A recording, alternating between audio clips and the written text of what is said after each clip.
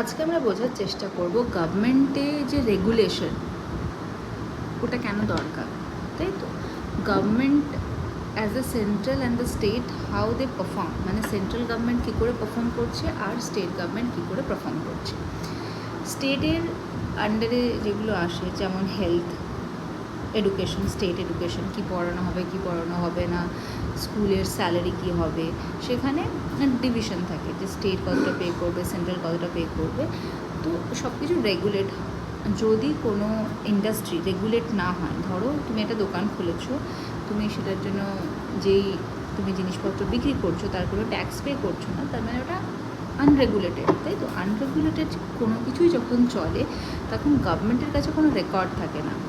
তুমি একজনকে একটা টাকা দিয়ে তুমি একটা বিজনেস করছো, তুমি ভাবছো বাহ আমাকে তো ট্যাক্স পে করতে হচ্ছে না, খুব ভালো ব্যাপার, কিন্তু আলটিমেট সেটা তোমার স্টেটের ইকোনমিকের পক্ষে একদমই ভালো ব্যাপার না।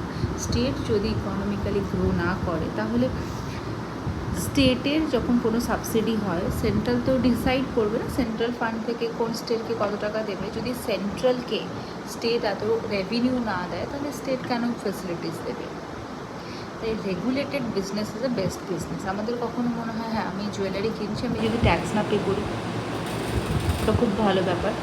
ইনিশিয়ালি ওটা তোমার ভালো ব্যাপার মনে হলো, লং টার্মে এটা খুবই বাজে ব্যাপার। তো তুমি যখন কোনো কিছু কিনছো বা বিক্রি করছো, তোমার যদি কোনো বিজনেস আছে, try to make it regulate, তাই না। রেগুলেট করার চেষ্টা করো, ওখানে ট্যাক্স পে করো, কারণ ultimate it is the matter of your country. আমাদের কান্ট্রি যদি গ্রো না করে, আমাদের স্টেট যদি গ্রো না করে, তাহলে 1947 এত ফাইট, এত স্ট্রাগলের পরে যখন আমরা দেন 1971 ইন টাইম অফ পার্টিশন, ভাবো কত লোক তাদের প্রাণ দিয়েছে এই দিনটা দেখার জন্য যে আমরা ছোটো ছোটো জিনিসকে নিয়ে ভাববো, আমরা বড় পার্সপেক্টিভকে ভুলে যাব। বড় পার্সপেক্টিভকে ভুলে যেও না, just forget about the small benefit. আমরা কখনো কখনো ছোটো ছোটো বেনিফিটের জন্য না বড় পিকচারটা দেখতেই পাই না। আমাদের চোখের সামনে এমন করে অন্ধ করে দেওয়া হয়, আমরা বুঝতেই পারছি না ultimate what is going to come. So try to see the bigger picture.